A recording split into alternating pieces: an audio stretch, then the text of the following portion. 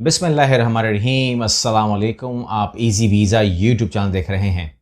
आज हम जिस वर्क वीज़ा की बात कर रहे हैं उसके लिए आपको समझ लीजिए कि बहुत ही इजी वे में आप ये काम कर सकते हैं और इंतहाई इजी वे में आप यूरोप पहुंच सकते हैं और उसके बाद आप अपनी जो प्रोफाइल है उसे स्ट्रॉन्ग बनाएंगे तो फिर आगे आपको काम मिल सकता है, आगे आप कंट्री में जा सकते हैं। लेकिन एक स्टार्ट आपका बेहतरीन हो सकता है और इंतहाई आसान तरीके से, इंतहाई कम खर्चे में ये ऑप्शन मेरे पास आया है। इसको लोगों ने अवेल किया और मुझे बताया कि ये चीज़ जो है वो रियलिस्टिक है। इसमें जो अच्छाइयाँ हैं, जो बुराइयाँ हैं, जो सिस्टम है, जो तरतीब है, वो तमाम का तमाम मैं आपके सामने स्टेप बाय स्टेप रखने जा रहा हूँ। मैं बात कर रहा हूँ अल्बानिया की। अल्बानिया जो है वो यूरोपियन कंट्री है। तफसीर में नहीं जाऊँगा, आप अबाउट अल्बानिया करके आप उसकी अच्छाइयाँ बुराइयाँ खुद ही पढ़ सकते हैं, मुझे टेंशन नहीं है।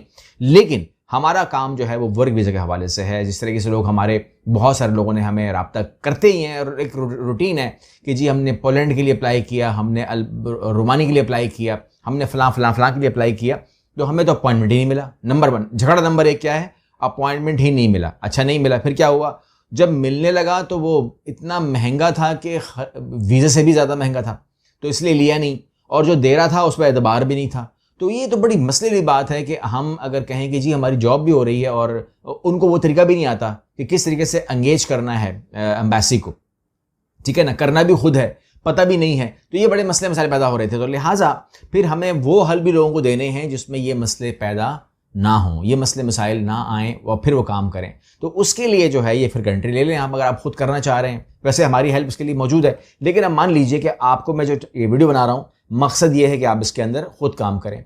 तो नंबर 1 सबसे पहले तो बात कर रहा हूँ अल्बानिया वीज़े की। नंबर 2 आपने कहा कि जी आपने कहा कि अपॉइंटमेंट के मसले होते हैं, तमाम चीज़ें, तो इसमें क्यों नहीं आएंगे वो मसले, क्योंकि इसमें आपको इंटरव्यू देने के लिए अल्बानिया की एम्बेसी में जाना ही नहीं है, ठीक है ना। आपने अपना काम करना है, जो आपका काम है। आपको जो वर्क वीज़ा आएगा उसको आप वर्क वीज़ा कह सकते हैं, लेकिन हम उसे कहते हैं ई वर्क वीज़ा। ई वर्क वीज़ा भी कहते हैं और ई वीज़ा भी कहते हैं। ये ई वीज़ा आएगा जिसके ऊपर आपने ट्रैवल करना है, आपको कोई वास्ता पड़ेगा ही नहीं एम्बेसी से, कॉन्सुलेट से, इंटरव्यू से वास्ते नहीं होगा। क्योंकि अक्सर मुझे जो बहुत में कंप्लेन आती है कि जी वो मेरा काम हो चुका था रोमानिया में या पोलैंड में, लेकिन फिर हुआ ही कि मैं गया इंटरव्यू के लिए, इंटरव्यू वालों ने मुझे फेल कर दिया, डॉक्यूमेंट असली हैं, ऑफर असली आई हुई है, लेकिन फेल कर दिया। तो ये तो बड़ी ज़्यादती है, हाँ ज़्यादती तो है, लेकिन बहरहाल हो गया, क्योंकि उनको लगा जैसे आपने वो अप्लाई ही नहीं किया, आपकी कॉरेस्पॉन्डेंस आपने की नहीं, आपने कहा मैंने सेल्फ अप्लाई किया है, और जो आपकी गुफ्तगू है उससे वो मैच नहीं कर रही है, ठीक है ना। बयानात में फ़र्क है, डॉक्यूमेंटेशन में फ़र्क है, मालूमात में फ़र्क है, उन्होंने उड़ा दिया कि ये बंदा असली नहीं है। बहरहाल वो एक अलग बहस है, हम उसमें नहीं जाएंगे। हम यहाँ बात कर रहे हैं कि आपको जो वीज़ा मिलेगा उसकी ड्यूरेशन क्या होगी। तो जो वर्क वीज़ा मिलता है ना अक्सर ममालिक में, ये अल्बानिया का मसला नहीं है, सऊदी अरब में भी जो वीज़ा मिलता है ना वो 3 महीने का होता है वर्क वीज़ा, उसके बाद वहाँ पर स्टैंपिंग हुई, तमाम चीज़ होती है, तो वो वीज़ा लगता है।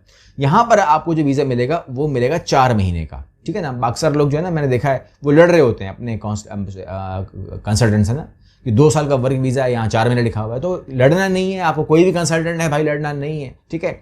आपको जो वीज़ा मिला है वो 4 महीने का मिला है, उसको ई वर्क वीज़ा कह लो आप, उसको कुछ भी कह लो आप, लेकिन वो आपको वहाँ पहुँचाकर काम को ज्वाइन करने के लिए होता है कि आप वहाँ जाए, काम ज्वाइन करें, लीगल रहें ना, लीगल रहें। फिर प्रोसेसिंग तो होनी है ना यार, वर्क वीज़ा तो लगना है, स्टिकर तो लगना है। तो जो वर्क वीज़ा आपको लगना है या जो भी आपकी रिहाइश का वहाँ इंतजाम होना है उसको आप TRC कहते हैं, temporary work permit, temporary residency. आप कहते हैं कि ये लफ्ज़ क्या मतलब हुआ इसका, ये तो हम सुनते हैं तुर्की के लिए, कहीं और के लिए। देखिए इस टाइम लाखों पाकिस्तानी सऊदी अरेबिया में, UAE में, कतर, ओमान, बहरीन में, कहीं पर भी आप नाम ले लें, ये सब TRC पे ही तो हैं, टेम्परेरी तो हैं। इन्हें कौन सी नेशनलिटियाँ मिल गई, इन्हें कौन सी रेजिडेंसी मिल गई, ये कौन सा पासपोर्ट लेने के लिए बैठे हुए हैं, नहीं, सब TRC के ऊपर है। तो आपको TRC मिलेगी और ये तकरीबन चलती है आपके साथ लगभग कम व पेश 4 साल तक, ठीक है। जब ये 4 साल तक चलती है तो उसके बाद क्या होता है, उसके बाद ये होता है कि आप 4 साल के बाद जो है अपने डॉक्यूमेंटेशन को PR रेजिडेंसी की तरफ लेके जाते हैं। अगर आप अल्बानिया में इफ़ यू आर ओके तो you can go for residency, permanent residency, या आप शिफ्ट कर लेते हैं। आप दरमियान में कहते हैं कि जी मैं कंट्री शिफ्ट कर लेता हूँ, कर लो। अब आप कहते हैं कि जी सैलरी क्या मिलेगी, खर्चा क्या होगा, तरीक़ाकार क्या होगा, ये असल बातों पे आ जाते हैं। तो नंबर 1 सैलरी जो है यहाँ पर as compare to main Europe के कम मिलती है, ठीक है। आप कहेंगे जी 450, 500, 550, मैं बोलूँगा यस, यही 450 से 550 के बीच में आपको कहीं ना कहीं सैलरी मिल रही होती है। 500 की एवरेज है, 500 की एवरेज पकड़ के चलना। आप कहते हैं सर्वाइविंग कैसे होगी, तो नॉर्मली कंपनीज को देखा गया है कि वो लोग रिहाइश और अकोमोडेशन, बिल फ्री, ये तमाम चीज़ें कर देते हैं। तो उसमें आपका जो मेन खर्चा है वो मतलब फॉर एग्जांपल आपके ऊपर रिहाइश डाल दी जाए, अगर आपकी सैलरी 500 है, आपके ऊपर रिहाइश डाल दी जाए, तो आपकी सैलरी जो है ना, अगर रिहाइश ना हो तो वो 800 के बराबर सैलरी आपकी हो जाती है, ठीक है ना। बहुत सारी जगहों पर 780 मिलती है, लेकिन यहाँ पर 500 मिल रही है, तो लेकिन रिहाइश फ्री हो जाती है, बिल फ्री होता है, कहीं खाना भी फ्री कर देते हैं कि जी आप हमारे पास सब्जियाँ आएंगी, कर लो दे देंगे आपको, तो वो तो बिल्कुल ही बचत हो गई। लेकिन अगर खाना गले आ भी गया तो 100-150 यूरो में बंदा निकाल लेता है, बाकी कोई खर्चा होता नहीं है इंसान का, पैसे बच जाते हैं आपके। एक बात हो गई। फिर आप कहते हैं प्रोसेस क्या है, प्रोसेस ये है कि 2 तरीके हैं। एक तरीका तो ये है, बल्कि एक ही तरीके को चलाइए, एक ही तरीके को आप मल्टीप्लाई कीजिए। नंबर 1 कि आप चाहते हैं कि भी मेरा काम बिल्कुल जो है ना वो फ्री ऑफ कॉस्ट हो, तो उसके लिए ये है कि आपको जो मैं आपको पोर्टल देने लगा हूँ अपने फर्स्ट कमेंट के अंदर नीचे, आप अगर खुद कर रहे हैं तो ठीक है, आपको उन पोर्टल्स के ऊपर जाकर तो आपने अप्लाई करना है। सिंपली अप्लाई करें, कुछ भी मत बोलें उनको, कुछ रास्ता मत दिखाएं, कुछ बात मत बताएं, अप्लाई करें सिंपली। और वो आपको एक ऑफर करेंगे, जो ऑफर वो करें उस पर आप उनको येस और नो कर सकते हो, ठीक है ना। वो जो भी सैलरी पे बात आएगी, सिंपल सी बात है, और कोई बात नहीं आएगी। मेडिकल तमाम चीज़ें बाद में। दूसरी बात ये है कि आप कहते हैं कि जी वो लोग जिनके रिस्पॉन्स कम आएंगे, ऐसे लोग भी होंगे बीच में जिनके रिस्पॉन्स कम आएंगे, अब वो स्किल की वजह से हो सकता है, एज की वजह से हो सकता है, व्हाटएवर जो भी है। एज कितनी है, एज 55 साल तक, 18 से 55 साल तक के लोग अप्लाई कर सकते हैं, ठीक है। तो ये कर तो सकते हैं, लेकिन उसका जो रिप्लाई करने का तासुर है वो बदलेगा ना, फिर उस पर चेंजिंग आएगी। तो आप उनको कुछ मत बताएं, बोलेंगे जी मैं अप्लाई करना चाहता हूँ, वो आपको बोलेगा भाई इतने पे राजी हो, अगर राजी हो तो ये ऑफर लेटर देखो, कबूल है ये पॉइंट हमारे, आप कहते हैं यस, तो वो आपको स्पॉन्सर लेटर भेज देते हैं, आप अपना खर्चा करो चले जाओ। या वो आपको कहेंगे जी हम आपको फलां चीज़ें दे देंगे, आप फलां चीज़ें कर लो, टिकट हम कर देंगे, ये आप कर लो, ये आप कर दो, ये आप कर दो, ऐसा भी हो सकता है। लेकिन एक तरीका और भी है, और वो ये है कि आप जब आप अप्लाई करें तो आप उसमें मेंशन कर दें कि आप जो हैं इस बात के लिए फ्लेक्सिबल हैं कि आप अपना खर्चा बेयर कर सकते हैं। ये उन लोगों को कह रहा हूँ जो खर्चा बेयर कर सकते हैं अपना, हमें नहीं देना, कंपनी की बात कर रहा हूँ। तो वहाँ पर आपने करना ये है कि आपने कंपनी को हिंट करनी है कि जी मैं अपना खर्चा उठा लूँगा, आप मुझे सिर्फ और सिर्फ ऑफर लेटर दे दें और मेरे लिए मुझे फैसिलिटेट कर दें वहाँ से डॉक्यूमेंटेशन के लिए, और मैं सर्वाइव भी कर लूँगा। और यहाँ जो आने का खर्चा है, वीज़ा फीस है, प्रोटेक्टर है, मेडिकल है, इंश्योरेंस है, टिकट है, जो कुछ भी है वो मैं कर लूँगा, मुझे उसका आपको कोई हिसाब किताब नहीं चाहिए, I am not asking for.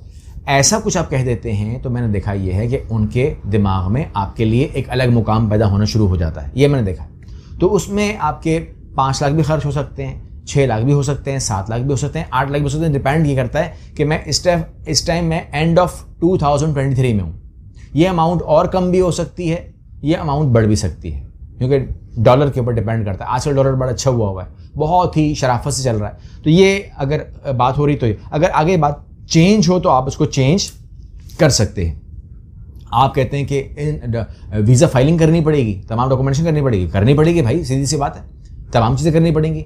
तो जो फाइल है वो तो ई फाइलिंग है, लेकिन फाइलिंग तो वही होती है ना। मतलब फॉर एग्जांपल अगर आप कनाडा की वीज़े की बात करेंगे या साथ में किसी और की बात कर देंगे तो क्या फ़र्क पड़ता है, फाइल तो पूरी भरनी है।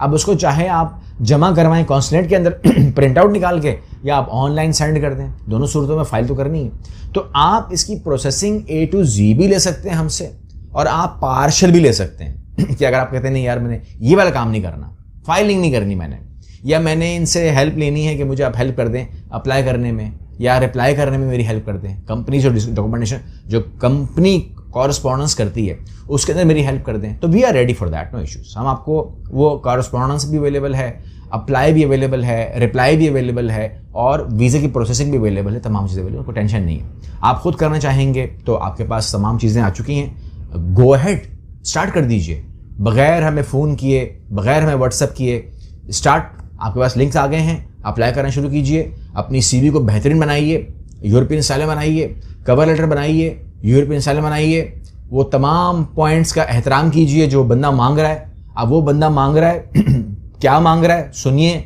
उसकी इज्जत करें, उसकी डिमांड की, और उसको लिंक करें अपने आप से, वहाँ पर डालें।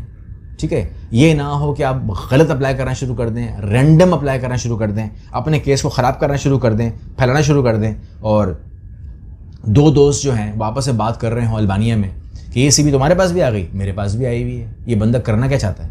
ये नहीं करना, बिल्कुल पिन पॉइंट काम करना है। ठीक हो गया, क्योंकि इसी में आपकी इज्जत है, इसी में हमारी इज्जत है, इसी में पाकिस्तान की इज्जत है। अगली वीडियो मिलते हैं। अल्लाह हाफिज़।